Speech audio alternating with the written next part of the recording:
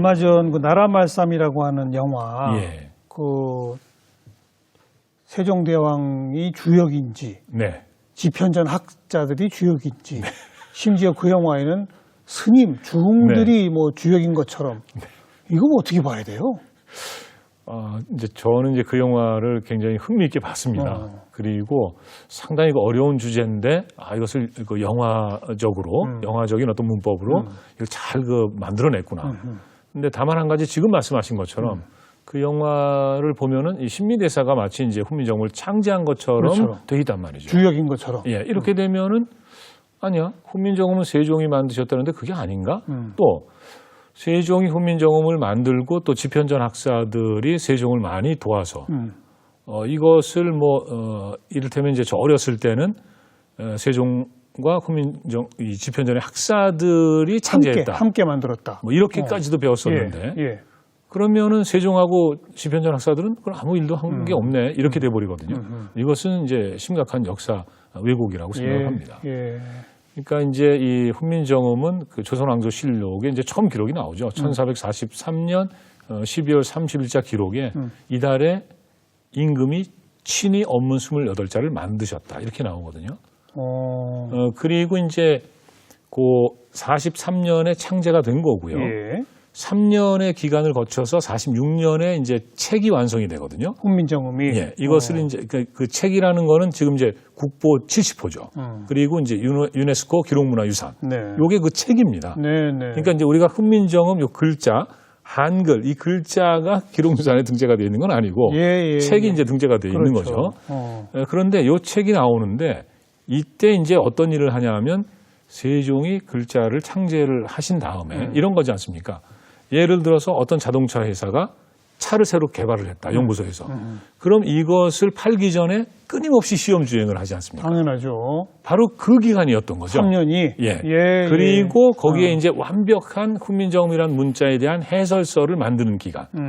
이것을 그 훈민정음 그 해로범 뒤에 보면은 이제 정인지서가 붙어 있는데요. 거기에 세종의 그러니까 이 훈민정음은 그러니까 업무는 세종이 친히 만든 거고 우리 학사들은 세종의 명을 받아서 바로 이 완벽한 해설서를 만들었다. 이렇게 이제 기록을 하고 있습니다.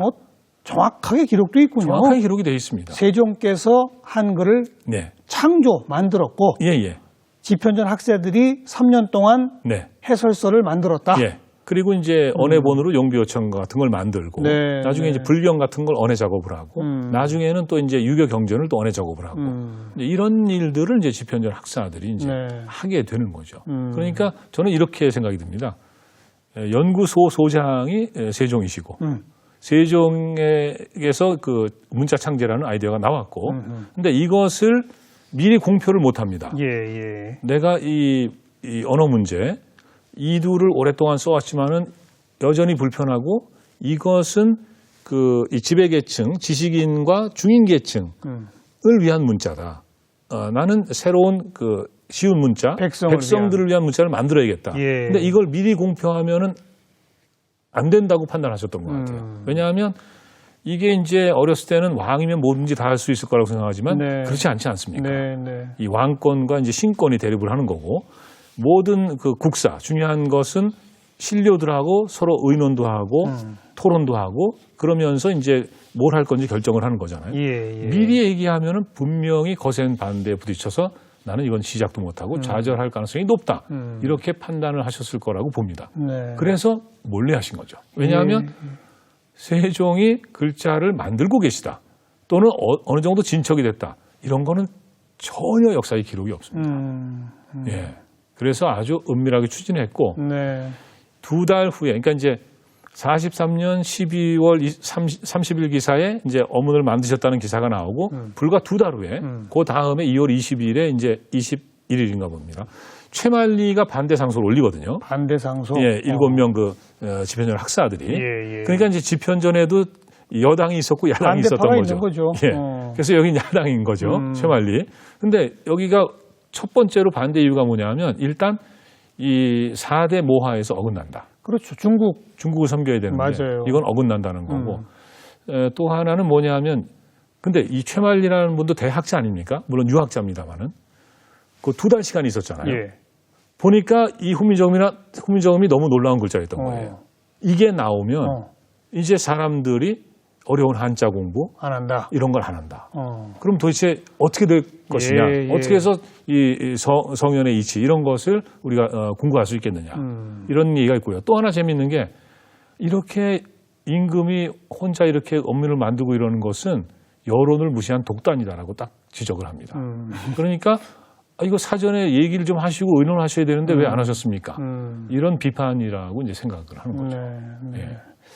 여러 어려움을 뚫고 사실은 네. 난관을 뚫고 만들어내신 거예요. 예. 왕이 그냥 마음대로 이렇게 결과물까지 다 끝내버린 건 아니고 네. 그렇죠. 예. 그 한글날이 한동안 공휴일, 국경일로 쉬는 날이었다가 네네네.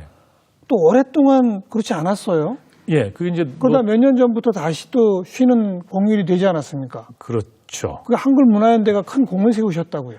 그러니까 저희는 이제 한글날은 당연히 국경일해야 되고 예. 또 당연히 공휴일해야 된다 이런 예. 생각을 한 거죠. 예. 그리고 여론을 조사해 보니까 많은 국민들이 그걸 원하셨어요. 저희 어렸을 때는 계속 공휴일이었잖아요. 공휴일이었죠. 예. 그런데 91년인가 2년부터 이게 이제 평일이 돼 버렸습니다. 네네. 그러니까 이제 이 공휴일이 많으니까 생산성이 떨어진다.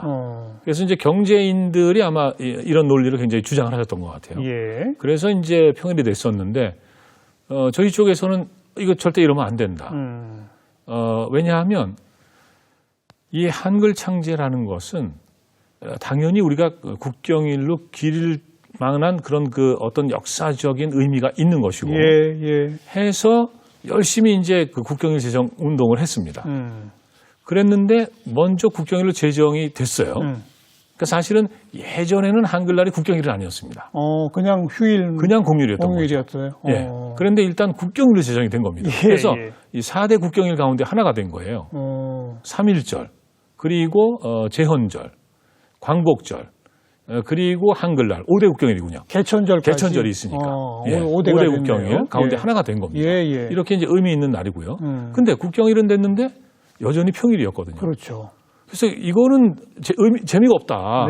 네. 왜냐하면 아니 학교 가는 국경일, 직장에 일터로 나가는 국경일, 이게 뭐가 의미가 있고 실제 내 생활하고 무슨 관계가 있고 나한테 무슨 혜택이 있느냐. 네. 이건 반드시 공유를 해야 된다. 그래서 저희가 또 이제 뭐 거리로 나갔죠. 광화문, 뭐 종로, 대학로 나가고 잘하셨어요. 전국에서도 서명 운동을 하고 또 이제 뭐 건의서, 청원서 막 올리고 뭐 이렇게 해가지고 국민들이 역시 이제 당연히 공유해야죠. 공유를 해주세요. 그 힘이 이제 컸죠. 뭐. 네. 예. 그리고 또 이제 시대도 조금씩 변하면서 네. 뭐 우리가 근로 시간이 너무 길다. 맞습니다. 이런 것도 이제 같이 맞맞져서 그죠? 네네. 이제 공휴일이 오히려 늘어야 이게 이제 소비가 진작이 되고 생산성이 올라간다. 내수도 커진다. 지금 그런 얘기하는 분들이 굉장히 많거든요. 그렇죠. 예. 올해가 이 3.1 운동 100주년. 네. 그 역사적인 걸 맞아서 우리 정 대표께서 기미 독립선언문을 순 우리말로 이렇게 풀어가지고 그걸 지금 널리 알리고 계시지 않습니까? 예. 저희 어렸을 때 배웠잖아요. 5등은 자해, 조선은 독립, 뭐 이렇게 좀 뭐 한자로 돼 있는 걸 네네네. 어떻게 하신 거예요, 그러니까? 그러니까 이제 제가 어렸을 때 그 생각해 보면은 이제 5등은 자해, 조선의 독립국임을 이렇게 이제 배웠는데요. 이게 5등이란 말이 이게 무슨 말이지? 이게 어느 나라 말이지? 이런 생각을 했었단 말이죠. 한자 공부 안 하는 세대는 정말 아예 모를 거예요. 예, 그렇죠. 그래서 이제 5등이라는 게 그냥 우리들이라는 말인데. 예. 그래서 이제 이 사실은 독립선언서에 담긴 뜻이 지금 이제 우리 그 다음 세대한테 잘 전달이 돼야 되겠다. 뭐 이런 생각을 다들 하고 계셨을 거예요. 네. 그래서 1987년이었나요? 지금 이제 연도가 좀 가물가물한데 그 김동일 박사님이 한 번 그 작업을 하셨습니다. 네, 그러니까 1919년에 국한문 혼용으로 만들어진 선언서를 다시 이제 한번 그 시대의 감각에 맞게끔 이제 풀어 쓰신 거죠. 그런데 그것도 이미 또 이제 좀 어려워요. 그래서 80년 되면 그렇죠. 이 선언서에 보면은 거기도 한자어가 많을 거요. 네네네. 예를 들면은 뭐 이제 이 수능 병진, 그러니까 이 대기운의 수능 병진해서 또는 뭐 이제 기여 보비한다 뭐 이런 표현이 나오는데 뭐 아주 이게 알 수 없는 그런 말은 아닙니다만은 이걸 좀 쉽게 푸는 게 좋겠다. 네. 그래서 전 지금 못 알아들었어요. 시대의 흐름을 따라서 그리고 이제 함께 나아가자. 또 그리고 뭔가 이바지하고 부족한 것을 이렇게 보충하자. 네, 뭐 이런 정도의 어떤 그 쉽게 풀어쓰는 그런 이제 윤문 작업을 한 거죠. 이번에 네. 직접 하셨어요? 아니면 어떤 분들하고 같이? 제가 이제 그것을 이제 반크라는 우리 뭐랄까 이제 이 청년 외교 사절. 네, 네. 예, 그러니까 이제 우리 정부가 하지 못하는 일, 이런 일들을 우리 민간이 해야 된다. 특히 그렇죠. 이제 청소년들이 우리 역사를 알고 외국에서 잘못 알고 있는 우리 역사 예. 이런 것들도 바로잡을 필요가 있고 또 중요하게는 이제 이 독도. 일본에서는 다케시마라고 하는데 이것은 절대적으로 독도다. 또 그리고 동해다. 이건 일본해가 아니다. 뭐 이제 이런 그 활동을 하는 그런 단체인데 바로 이제 저하고 좀 인연이 됐습니다. 왜냐하면 그 단체가 이 동영상 같은 거를 그런 그 내용에 이런 걸 많이 제작을 해서 이제 유튜브 같은 데 공개를 해놨어요. 그렇죠. 국제적 홍보전을 위해서 필요하죠. 네네. 그런데 거기에 이제 이 해설이 없습니다. 음성이. 네. 자막으로 돼 있어요. 모든 게. 그래서 제가 이것은 음성이 들어가면 참 좋겠다. 그렇죠. 그리고 음성이 들어가야 그래야 이제 이 글자를 못 읽는 분들, 시각장애인들 이런 분들도 이것을 알 수 있겠다. 맞아요. 해서 이제 그때 제가 할 일이 좀 없었나 봅니다. 그래서 목소리 참조 출연. 네, 전화를 해가지고 내가 이거 목소리로 그쪽에서 괜찮아 하신다면 하겠습니다. 그래서 인연이 돼가지고 이제 이 해설 녹음을 좀 했었거든요. 그리고 얼마 지나서 반크와 함께. 네네. 그리고 얼마 지나서 이제 반크가 저한테 이제 이 선언서 이걸 좀 쉽게 좀 풀어달라고 이제 요청을 해가지고 제가 이제 좀 어려운 일을 그게 널리 지금 동영상을 통해서 퍼지고 있죠? 예. 그게 사실은요. 이제 제가 이제 한국어로 그걸 해설했는데요. 세계 각국 언어로 지금 해설이 되고 있습니다. 그러니까 영어, 또 일본어, 또 뭐 프랑스어, 뭐 독일어, 베트남어. 그러니까 지금 몇 개국까지 됐는지 모르겠는데요. 그건 누가 했어요, 그러면? 그건 왜 그러냐면요. 그러니까 영어 이론은 자원봉사로 또 다 그런. 맞습니다.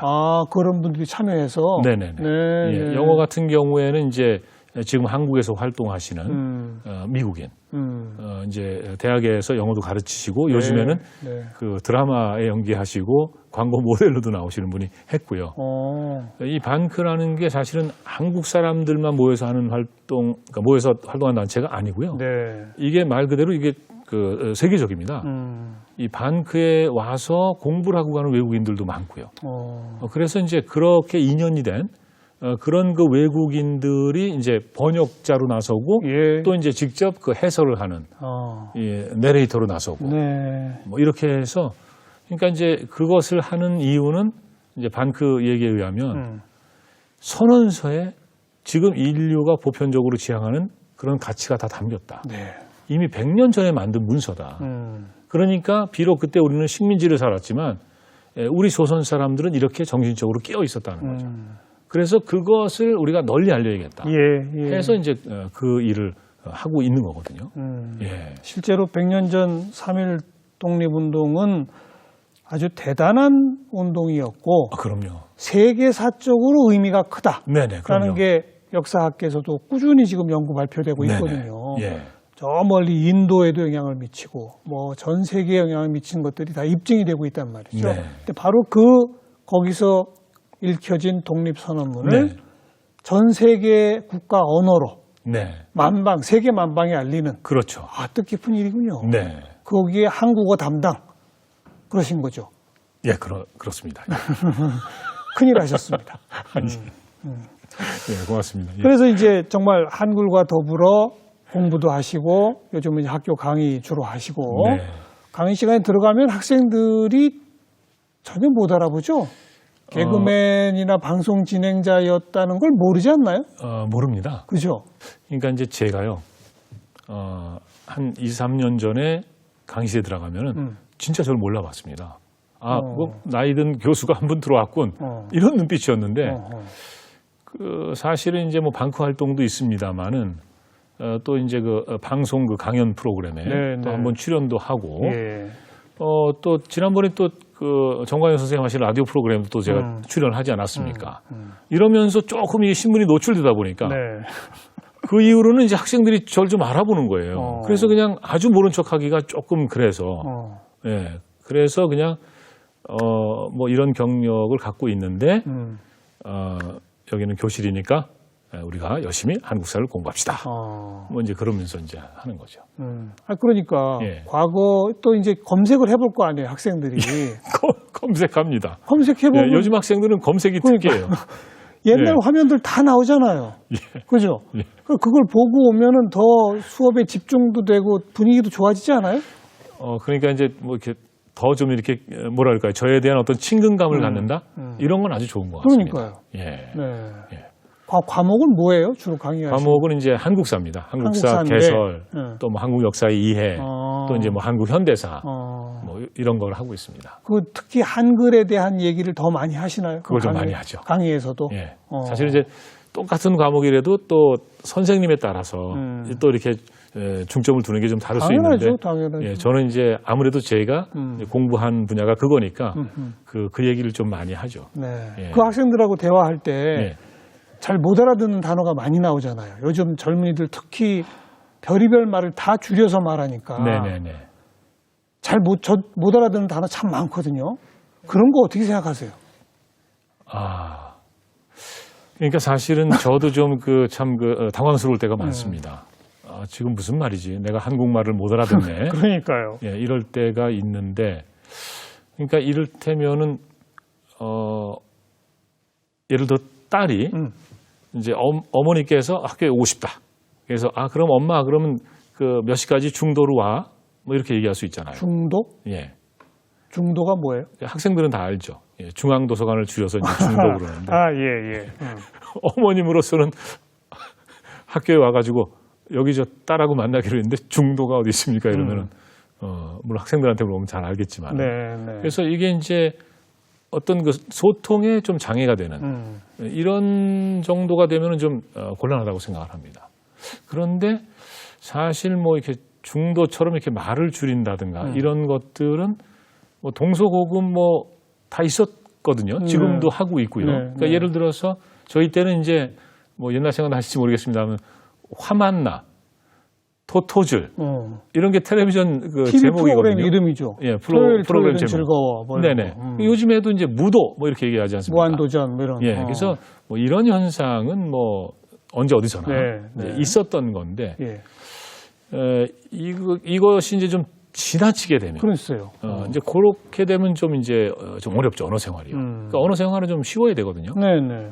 쉽게 알아듣고 서로 소통을 잘 하고 그러면서 어떤 의견을 만들어내고 이래야 되는데 이제 언어가 장애가 되면 안 되겠다는 거죠. 그러니까요. 예. 근데 아빠 이처럼 이렇게 네. 잘 소통이 안 되는 줄임말들을 뭐 여러 문장에 한 번 정도 쓰면 모르겠는데 네.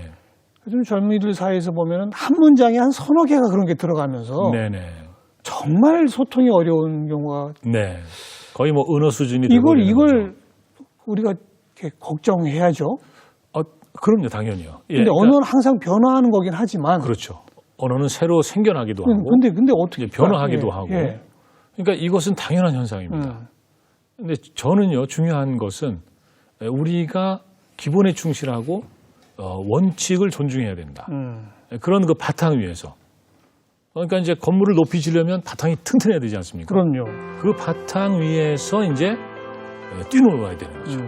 뭔가 새로운 말도 만들어내야 되는 거고 또 새로운 말을 만들어내는 게 아니라 뭔가 새로운 어떤 사물이 등장하면 같이 말도 또 등장을 하고 뭐 이런 거 아니겠습니까? 근데 그 전에 기초와 바탕이 튼튼해야 한다. 예, 그런 생각을 하면 된다고 저는 봅니다. 근데 네. 그런 생각을 안 하고 그냥 뭔가 이게 자유만 좀 만끽하고 있다. 이제 그런 느낌이 드는 거죠. 그러니까 기성세대도 좀 반성해서 자라나는 신세대들한테 한글 교육, 국어 교육도 조금 더 좀 체계적으로 더 강화할 필요가 있는 거예요. 네네. 그렇죠? 예. 꼭 그래야 된다고 저는 생각을 합니다. 네. 예. 거기에 또 주역으로 한글문화연대 대표로서 앞장서 주셔야 되고요. 저희는 이제 시민단체니까요. 이제 그 시민들의 뜻을 모아서 그렇죠. 그런 이제 우리 말글을 지키고 알겠습니다. 가꾸고 살리는 뭐 이런 운동을 계속 해나갈 겁니다. 그런 역할 앞장서 주시고 또 방송도 이제 또 하셔야죠. 뭐 또 불러주시면 나오겠습니다. 아니, 뿐 아니라 이제 진행도 직접 또 하시고 그러셔야죠. 그죠? 네, 저는 뭐 언제나 마음의 준비는 되어 그렇죠. 있습니다. 오늘 이 방송이 나가고 나면 여러 방송국에서 또 발뒤. 전화 부탁드립니다. 네, 한글문화연대 정재환 대표 오늘 고맙습니다. 네, 고맙습니다.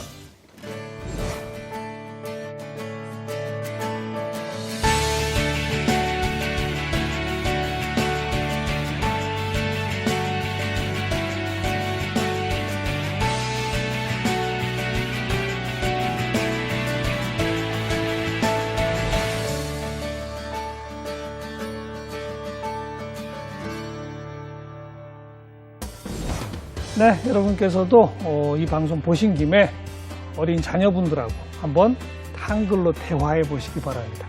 얼마나 지금 달라져 가고 있는가 한번 깨달아 보시게요. 자, 또 다음 시간 뵙겠습니다. 안녕히 계세요.